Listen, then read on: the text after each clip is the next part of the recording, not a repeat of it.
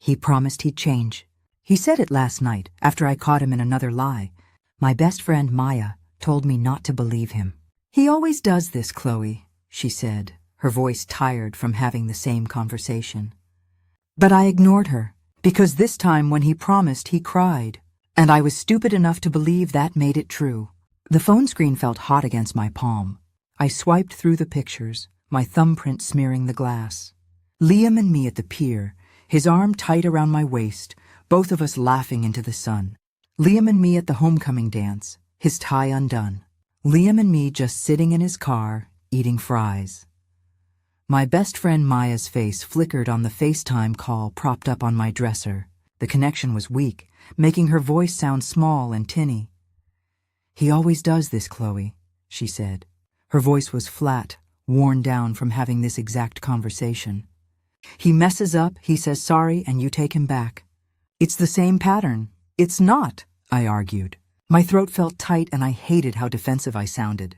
He promised this time. It's different. He promised last time, Chloe. And the time before that. No, I insisted, sitting up on my bed.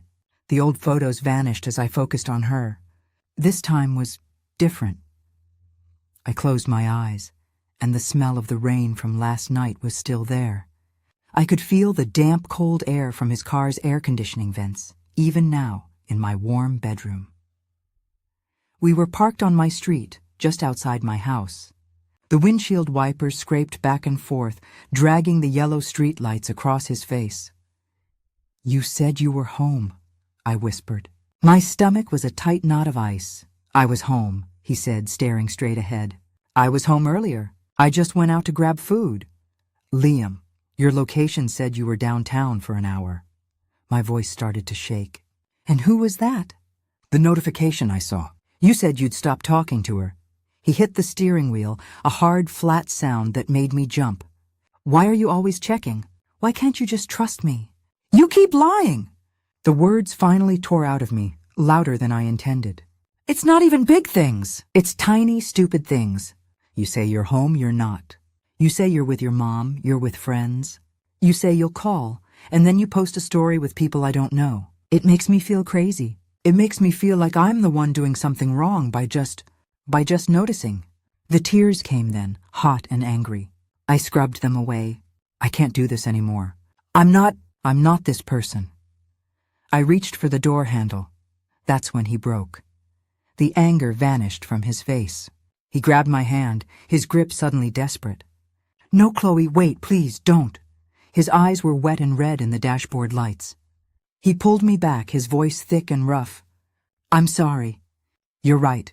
I don't know why I do it. I panic or I don't want to fight, so I say the easy thing. He let go of the steering wheel and pulled me in, burying his face in my hair. I sat stiffly for a second, then felt his shoulders start to shake. He was really crying. I'm so stupid, he mumbled against my head. I see your face and I know it hurts you. I see it, and I'm the one doing it. I'm the one making you look like that. He held me tight. His jacket was still damp from the rain, and it smelled like old cologne and wet pavement. I can't lose you, he whispered, his voice cracking. You're the only one. The only good thing. I'll change. I swear, no more lies. Complete transparency. You can look at my phone whenever you want. I'll block her. I'll do anything. I can't lose you. He pulled back and looked at me, his face a mess. I'll change. I opened my eyes. I was back in my room. Maya was still on the screen, silent, watching me. See? I said, my voice small. It was different. He understood. He finally understood why it hurts. Maya just sighed, a long, slow breath. Okay, Chloe, but what happens next? A promise is just words. I took a deep breath, trying to push away the cold memory of the car. We're going to the party at Dylan's tonight, I said, forcing a brightness into my voice that I didn't quite feel. A new start. He's going to show me. He said he wants everyone to see. Maya's expression didn't change. I hope he does, she said. Her voice told me she didn't believe it for a second. I ended the call, my hand shaking just a little as I tossed the phone onto my comforter. I had to believe him. This time, it had to be different. The party at Dylan's was good. It was fine. Liam was perfect. He held my hand. He introduced me to his friends from the other school, pulling me close and saying, "This is Chloe," with a kind of pride that made my stomach flutter. He kept his phone in his pocket the entire night. When we left, he kissed me on my porch. "See?" he whispered. A new start. I leaned against my front door after he left, a small, weak smile on my face. I replayed the night. It felt real. I went to bed, and for the first time in weeks, I didn't check his location or his follower count. A few days passed. Things felt quiet, almost normal. We were at his house, supposedly doing homework in his basement. A movie was playing on the small TV, the volume low. I was on the floor, leaning against the couch with my notes spread out. Liam was on the sofa, scrolling through his phone. He had been leaving it face up on the table between us. I knew it was a performance, a part of the complete transparency, but it worked. It made me relax. Then the screen lit up. A notification banner slid down from the top. "Jenna, you're crazy, that's hilarious." My blood went cold. Jenna, the girl he promised to block. The one he swore was nothing, but was the source of a dozen fights. He said he'd blocked her. I watched him do it. He must have unblocked her. My voice was quiet, so quiet I could barely hear it. "I thought you blocked her." Liam's thumb froze on the screen. He snatched the phone, flipping it over in one fast motion. His whole body tensed. "It's nothing." "It's not nothing, Liam. You promised. You promised me. She texted me, okay?" he said, his voice rising. He stood up and walked over to the TV, his back to me. "I didn't text her. It's just a friend." Jesus. A friend? The friend you were lying about last week? He turned around and his face was hard. "Why are you checking my phone?" "I'm trying here." I left it out, face up, because I trusted you not to sit there and read every single thing that popped up. "I thought you trusted me," I flinched. He made it sound like I was the one who broke the rule. Like I was the one who was spying. I wasn't, I stammered. It lit up. I saw it." "Well, now I can't even have my phone out," he snapped. He shoved it into his pocket. "This isn't going to work if you're just waiting for me to mess up." I stared at him. He was right. I was waiting, but he was also lying. I backed down. "I'm sorry," I mumbled, turning back to my notes. The words on the page were just shapes. The ice knot was back in my stomach, heavy and sharp. He sighed, a long, dramatic sound. He came over and sat back on the couch, rubbing my shoulder. "It's fine. Let's just forget it, okay? She's nobody. I'll handle it." I leaned into his hand, but the warmth was gone. The next day, we had plans to get pizza after school. It was simple. It was our old routine. I waited for him at the bus stop where we always met. The 3:15 bus came and went. The 3:30. I checked my phone. Nothing. Finally, at 3:45, a text popped up. "Liam, hey, can't make it. Need some me time." I read the text 3 times. "Me time?" I called him. He picked up on the 4th ring. "What do you mean, me time?" I tried to keep my voice light, but the annoyance was there. "We had plans." "I'm at the bus stop." There was a pause. I heard a video game sound in the background.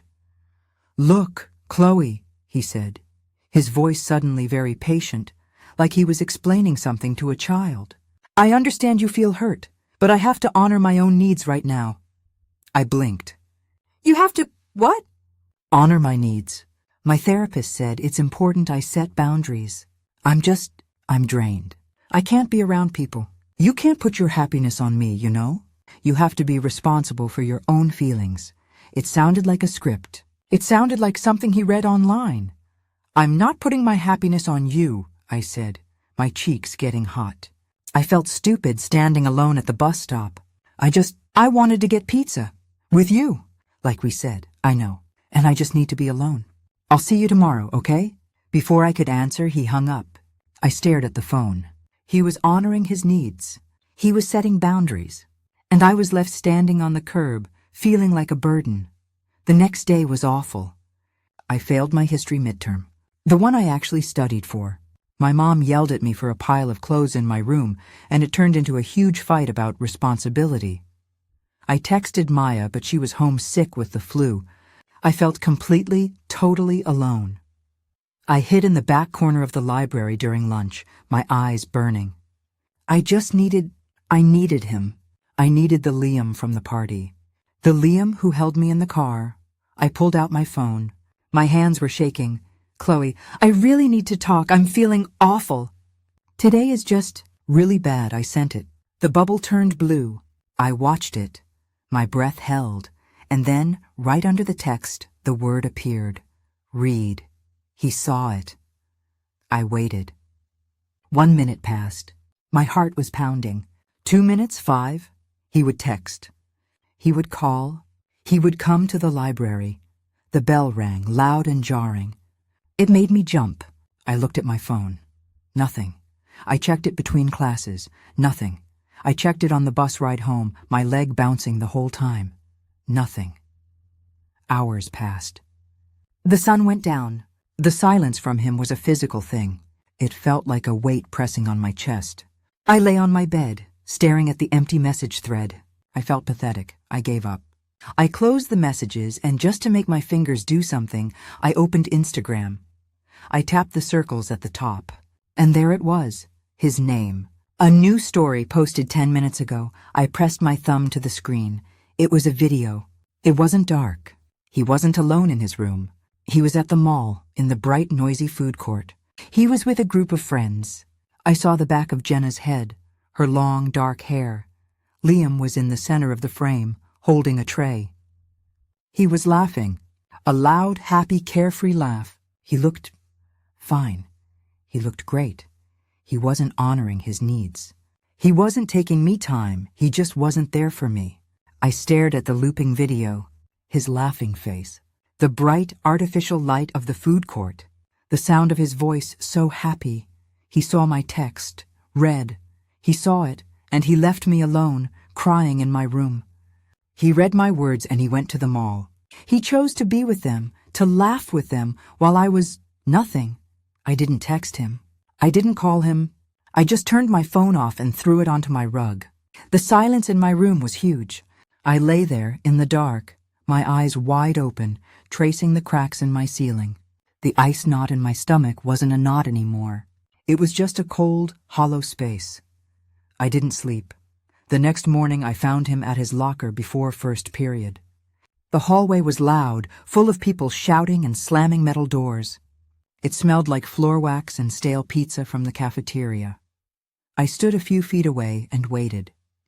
He was talking to a friend, laughing about something. He didn't see me until his friend nodded in my direction. Liam's smile dropped. He said something to his friend, who walked away. Then he turned to me, leaning back against the bank of lockers. He didn't look sorry. He looked annoyed. "Hey," he said. He fumbled with the combination lock. "You saw my text yesterday," I said. It wasn't a question. He kept his eyes on the lock, spinning the dial. "Yeah, it was a crazy day. I saw it late." "You saw it at lunch, Liam." My voice was flat. "I wouldn't cry, not here." "And then you went to the mall. You posted a story." He sighed, a heavy, frustrated sound. He stopped fiddling with the lock and finally looked at me. His eyes were cold. "So what?" he said. "I'm not allowed to hang out with my friends?" "I told you I was having a horrible day," I said, my voice starting to shake. I hated it. I gripped the strap of my backpack, digging my nails into the fabric. "I told you I needed you. You read it. You ignored me." "I didn't ignore you," he snapped. People were glancing at us as they walked by. I couldn't." "You couldn't what? You couldn't send one text?" "Sorry, can't talk?" "You just left me. All day, all night. You left me waiting." He stepped away from his locker and crossed his arms. He looked tired, like I was the problem, like I was exhausting him. "Look, Chloe," he said, his voice low and serious. The therapy speak voice was back. I can't handle your negativity right now." I blinked. My negativity? Yes, it's too much. It's all the time. You're always sad, or you're always mad about something. It's too much pressure. I need space.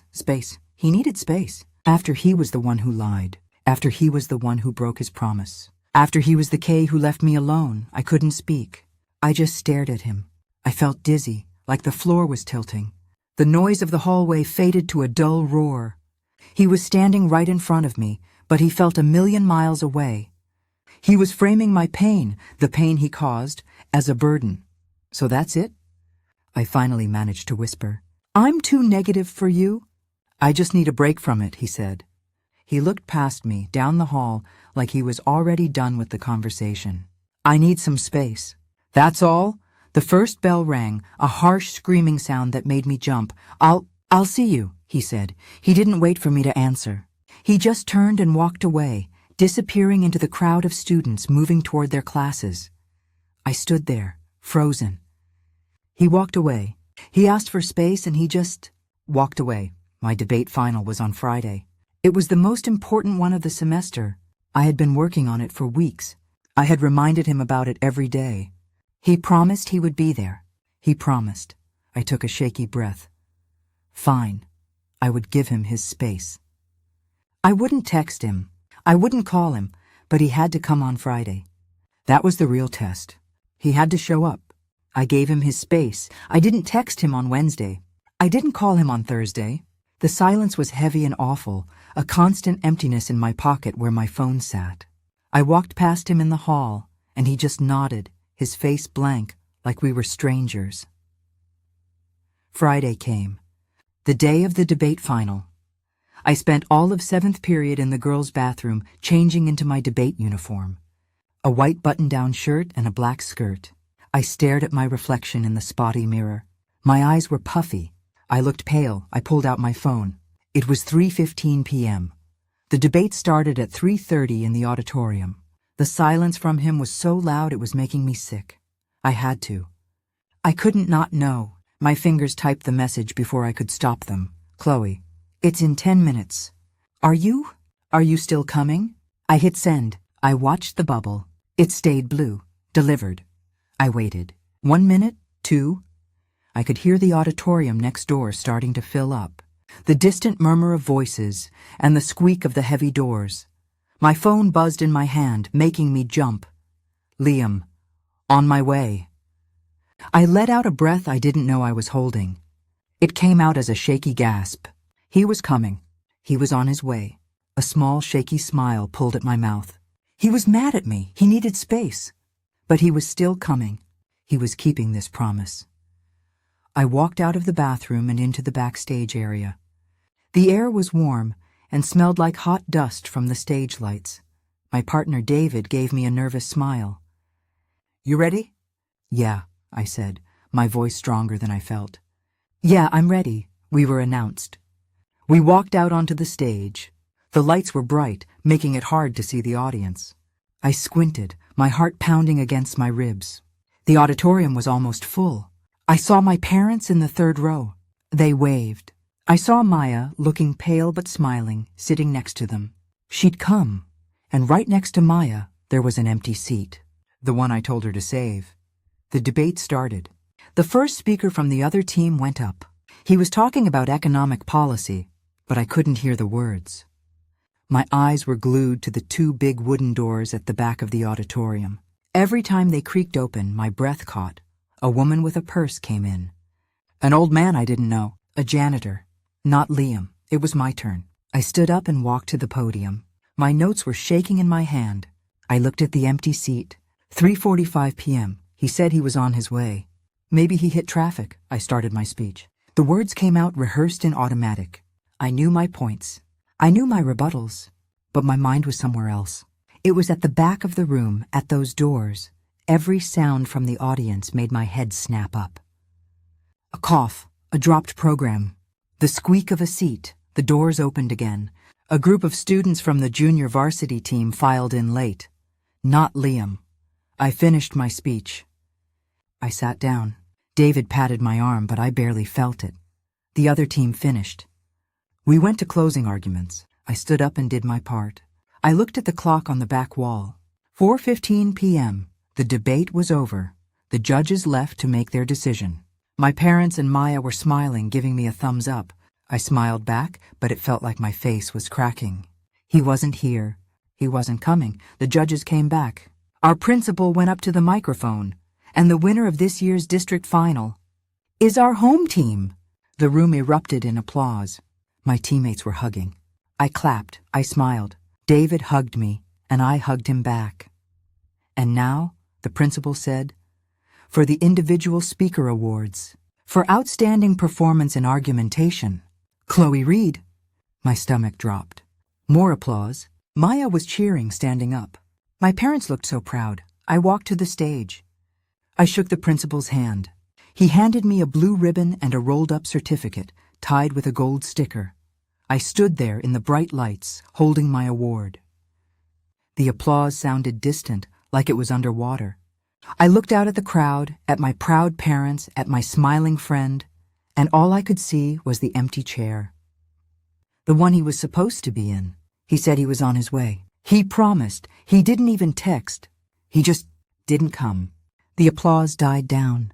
People were starting to stand up, shuffling their coats and gathering their bags. The buzzing in my ears was so loud I could barely hear my mom call my name. Chloe! Honey, we're coming down. I just nodded, my feet feeling like they were glued to the stage. I walked off the side, my heels clicking on the wooden floor, and went straight past my teammates. I didn't want to talk. I didn't want to smile. I pushed open the heavy side door and stepped out into the empty, darkening hallway. The air was suddenly cold. It smelled like old varnish and the faint, dusty smell of the theater curtains. My hands were shaking. The paper certificate was stiff in my grip. I leaned against the cool cinder-block wall, under a buzzing fluorescent light.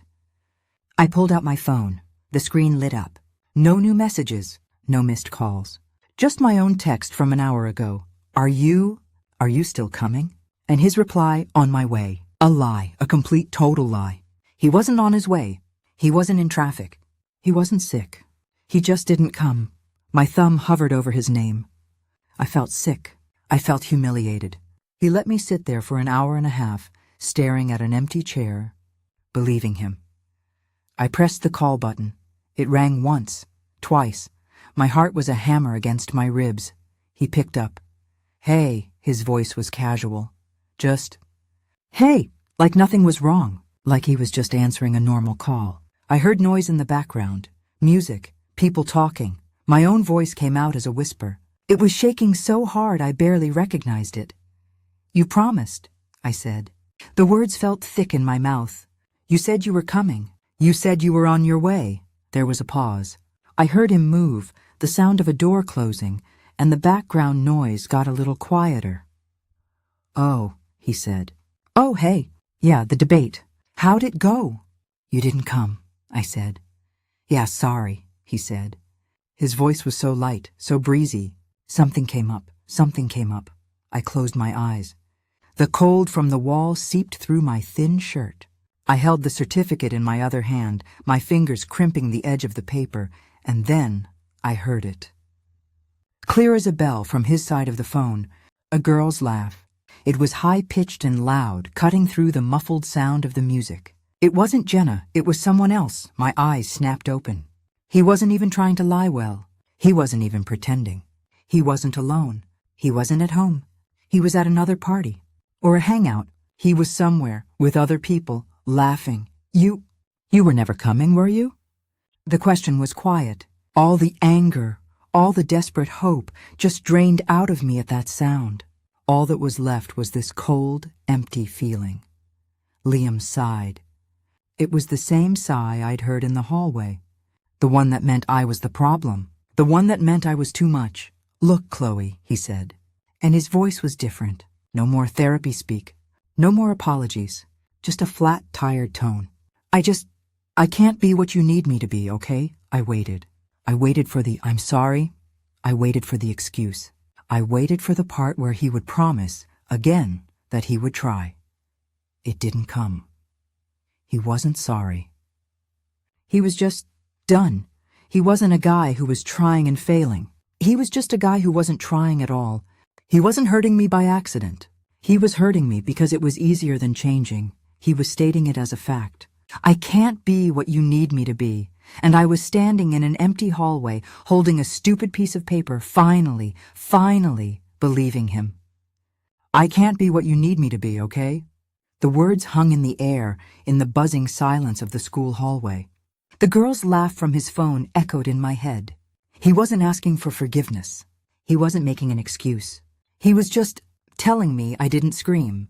I didn't cry. I didn't list all the promises he'd broken, starting with the one in his car. The fight just left me. All the energy I had spent hoping and checking and hurting and hoping again, it all just drained out. I felt cold, hollow. I looked down at my phone, at the call timer, 01:32. "I know," I whispered. My voice was flat. I didn't recognize it. I pressed the red end call button on the screen. The call ended. His name vanished. I stood there for a second, my hand, still holding the phone, resting against the cool cinder block wall. I heard the auditorium doors open behind me. The happy, loud chatter of my parents and Maya spilled out. "Chloe, honey, you were amazing." My mom's voice was bright. I couldn't turn around. I couldn't smile. I couldn't pretend to be happy about the certificate, about the win. I pushed off the wall and started walking, fast, toward the main entrance. "Chloe?" "Where are you going?" Maya called out, her voice suddenly worried. I didn't turn around. I shoved the heavy glass door open. The night air hit me cold and sharp. It smelled like car exhaust and the damp, earthy smell of the grass from the football field. "I just want to walk," I called back over my shoulder. "I'll be home soon. I'm just tired." I didn't wait for a reply. I just walked, heading away from the parking lot, away from them, toward the street. The certificate was still in my hand, the paper digging into my palm. I shoved it into my backpack and zipped it shut, the sound harsh in the quiet. I walked. The city lights were bright, too bright. Headlights from passing cars streaked across the sidewalk, white and red. A bus groaned as it pulled away from the curb in front of me. I just kept my head down, my feet hitting the pavement. One foot, then the next. It was a long walk. The melancholy was a physical weight, pressing down on my shoulders. It was a terrible, aching, empty feeling. But underneath it, there was something else. Something small and quiet. A finality. The fight was over. The endless, exhausting cycle of hope and disappointment was finished. He was never going to change. He was never going to be the person I needed. And I was, finally, completely done trying to make him. When I got to my house, the porch light was on. I saw my parents' car in the driveway. They must have been waiting in the living room.